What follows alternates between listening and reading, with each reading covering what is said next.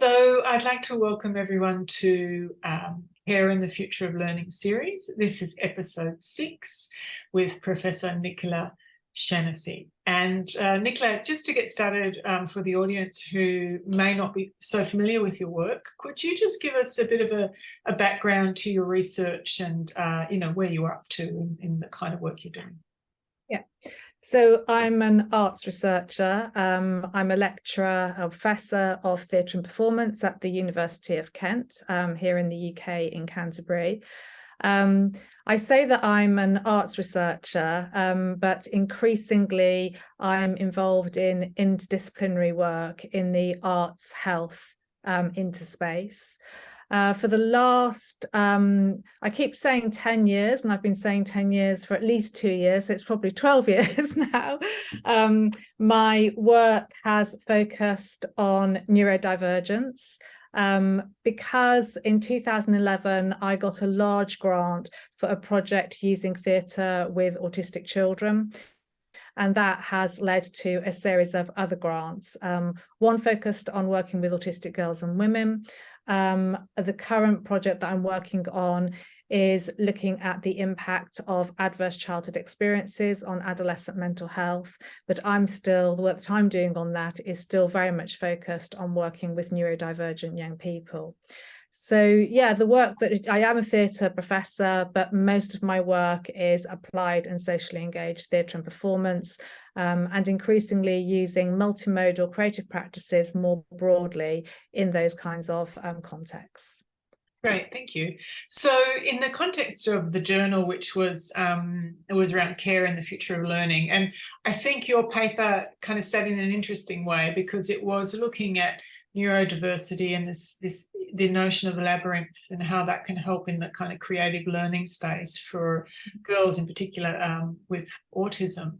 But one of the things I just wanted to ask you was to tell us about the paper, but also how it might fit into that realm. It feels to me to be more in the future of learning end of the journal, but it does have aspects of care. So just whatever you feel you want to communicate at this point, just to give people an entry into the paper. Yeah, so I'll talk a little bit about how I discovered the labyrinth, because I think that's interesting. But to say that I use the labyrinth now in my work with graduate students. I frequently have graduate students in my office stuck with their thesis, and I will say, let's go and have a labyrinth moment. And the labyrinth moment works to get them unstuck. Yeah. So it is kind of a bit magical, but actually I think there's probably some serious science that goes with that because of the links to mindfulness. And there's some very, very good serious work being done on mindfulness at the moment. John Teasdale has just written an excellent book about that. So to kind of explain about the labyrinth and what it offers and why it's important, and having said that my work is interdisciplinary, it's probably important just to mention that I've done a lot of work with psychologists and also specialists in cognitive neuroscience, because I'm really interested in embodied cognition and processes, and that sort of understanding of the relationship between the mind and body being conjoined. So I bring all of that to my work.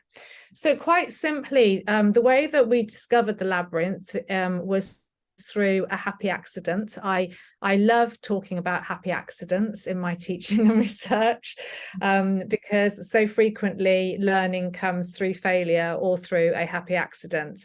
And in this situation, we were working within a circle in a drama workshop with autistic girls.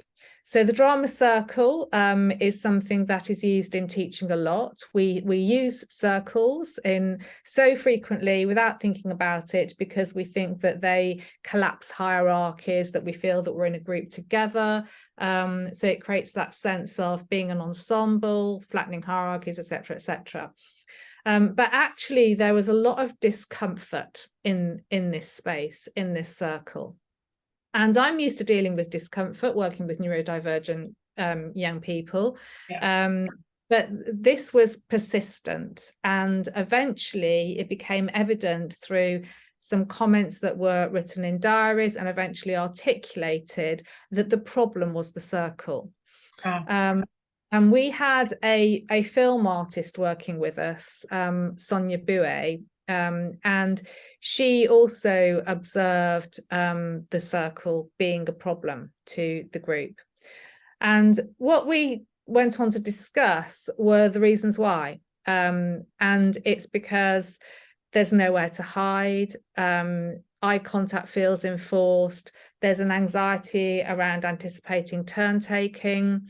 It's actually a very exposing space. Yeah. So the bottom line here in terms of learning is that it wasn't safe. The circle was not felt as a safe space. And if you don't feel safe, you can't learn. It's really as simple as that. Yeah. So the challenge then was, well, what can we do to have a configuration where we can work creatively and talk to each other without being in a circle? And it was the autistic author Catherine May who first suggested to me, I've got this network of wonderful neurodivergent women who helped me, and she said, have you thought about the Labyrinth? And it just so happened I started to do some reading. I contacted a labyrinth specialist who worked locally, but there is a labyrinth on the University of Kent campus. And I then discovered a wonderful project that had been done with higher education funding, which was all about learning with labyrinths. So I invited the lead for that project in to do some work with us, Jan Sellers, and she trained our team to work with labyrinths. So we learned to draw labyrinths. We then moved into designing labyrinths. We got sort of big cloths that the children we were working with could sort of move with. We created sort of beautiful installations, lit them. We did, you can build labyrinths from anything, any materials. So we did a sort of big labyrinth as a group with paper cups and tea lights and created a beautiful, beautiful installation as a group. We built labyrinths outside. But the thing that we discovered was that if we asked the people that we were working with to walk the labyrinth and to think about something on the labyrinth, then that seemed to really, really facilitate or give them the time for processing and thinking space. So we call them nuggets, but we might give a stimulus, or we might say, have a think about this and see how it changes as you walk around the labyrinth. Right. And what the girls observed was that it gives processing time. We all need processing time. And it also is sort of it became quite a sensory space. So each of the girls had a place on the labyrinth, and they made a little placeholder, and then they would go and sit on that labyrinth and write in their journals. So it was a very reflective space, as well as being a safe space. And obviously, if you're walking the labyrinth, you are walking. And how many of us, kind of when we're really working and thinking hard, get up and walk around the room? Like walking is really important for learning and processing as well. So it's all of those things come together in this thing called the Labyrinth. So what's interesting is there's a couple of things that to maybe ask you and to sort of work towards, the relationship of the actual paper itself and your research. But is that, so the Labyrinth itself, what is aside from it being a space to walk, it being a processing thing, I mean, what is it in the building is there something in the building of the Labyrinth itself that helps people immerse themselves? Does it feel, from the angle of research and teaching, or teaching and learning, a safe, caring space in that sense? That because it's a building, it's a participatory. Yeah, I mean, do you have any thoughts, comments, or? Yeah, so you can build it together as a group, and that is a creative activity, and that's that's great, that's fun, that can be really good in terms of creating a sense of a team working together. But also we have we designed floor cloths that we took into schools and would have in one half of the classroom. I was doing some training in the Czech Republic and took the floor cloth with me to sort of show them how that would work. And so for that, you basically just start with the labyrinth all there, all laid out on the floor, and just get people to walk the labyrinth and see what it feels like. Now, the thing about the unicursal labyrinth is that there's only one route, there's only one way in. And so you can't go wrong. You sort of follow the lines and you know you're going, it's a single path and you're going to come to the end. It's not a labyrinth as in a maze where you're going to get lost. It's just this one. And so it's that labyrinth that you see in churches and in spaces where, you know, meditative spaces. So that's one of the things that it's kind of quite contained. It feels boundaried, and it's finite. So people can walk as slowly as they like, but they know this is going to be a short 3 to 5 minute exercise, can be longer if you want to, and you're just going to walk, and you've got that permission just to think. And you don't have to think about anything else. It is very, very mindful as an exercise. The other thing that happens though is as you're walking the labyrinth, I do exercises with Shakespeare actually, where people take a line of Shakespeare and think about how that changes as they're walking the labyrinth. And you always feel before you get to the end that you're getting further away. There's this kind of real sort of, and everyone describes it, that there's this sense of, oh, I'm getting further and further away. And then suddenly you arrive. And when you arrive, it's a surprise. And somehow something shifted, or you see things differently. The university labyrinth has got a view of the cathedral at Kent. And I never fail to be surprised by suddenly seeing the cathedral. Even though I've walked the labyrinth loads of times and I know what I'm going to see, I still somehow see it differently. And there's still always that sense of, this feels longer than last time. And I feel like, have I gone wrong? I feel like I'm getting further away. But actually then you arrive. So there's something about that I think is indicative of being in the flow. And I think being in the flow is really, really important. That's about focus and concentration, and not actually being able to get to have permission to let all of those other thoughts and concerns be blocked out just for that moment, that time that you're walking on the labyrinth. So there is something very important about flow there as well.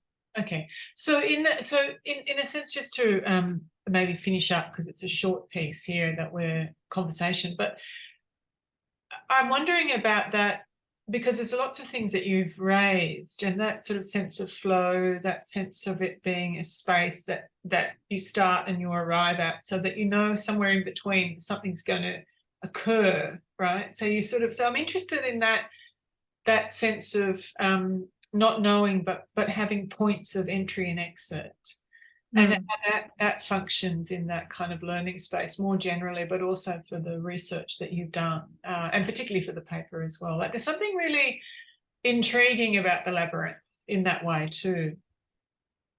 That makes sense. Yeah, there is. And I'm thinking about what you're saying about care, and how we started with saying, you know, the labyrinth is a safe place. And you can't make mistakes, you can't go wrong. So I guess it sort of gives permission for curiosity as well. And that seems to be connected somehow to this idea of entrances and exits. You enter into it and you can sometimes be grappling with not knowing something. I mean, frequently when I'm using it with students, they can be in a state of really high anxiety, towards the end of a PhD thesis, really struggling with the structuring of it, writing the conclusion, the kind of pulling it all together, that experience that we all have had where you really can't see the trees for the leaves. You're so focused in on the detail that you just can't see the bigger picture. And that's exactly the right time and place to go and walk the labyrinth, because there's this, you almost have permission to say, I don't know, I'm really stuck, and that's okay. And over the next 5 minutes, I'm just going to let this unravel and see what happens. And actually, no, because I will say nothing might happen. You know, it might be that nothing happens at all, and that's also okay. But let's give it a go. We've got nothing to lose. Yeah. And it's something that, I mean, sometimes a student will do it and then they'll come back and say, I need to do it again. I need to carry on. Right. Yeah. And so is it a kind of a process of some sort of, I mean, I don't know if healing's the right word, but some sort of way of resolving or attuning to what's at stake or what's happening? So is there something about that? I mean, healing was the word that came to mind, but healing insofar as it's about, you know, bridging the gaps that you might be torturing yourself over, for instance, and as you say, giving permission for something else to happen. Yeah, I think a lot of it is connected also to anxieties around failure, being good enough, and actually, because this is a space in which you can't fail, it's also a potentially playful space. Somebody made the observation a couple of weeks ago when I was doing the training. It doesn't have to be a serious space. I show pictures of these girls dancing on the labyrinth and doing funny walks on the labyrinth, and there's this kind of, you know, permission to be playful as well, and that's absolutely fine. And what I would say is it's a kind of mode of serious play, and I don't think we play enough when we're talking about learning and pedagogy. That play is a process of discovery, and we forget how to play. And if we forget how to play, then we've lost a really important research tool. And I think the labyrinth is connected to that process of serious play. Great. I mean, there's so many things come to mind. I mean, playing is definitely full of a lot of richness, I think. But are there any final comments that you just wanted to make for a short episode on your paper? Yeah, I suppose just to say, labyrinths are very portable. It's a very easy, simple tool to learn. It helps if you just learn how to draw it, and then you can think about how to make your own. As I say, we've actually got a big one on a floor cloth that we use, but you can build them out of books and cups and all sorts of things, and improvise. And it's just good fun, but also will never fail to surprise you as well. So I would really encourage people to give it a go as a learning tool.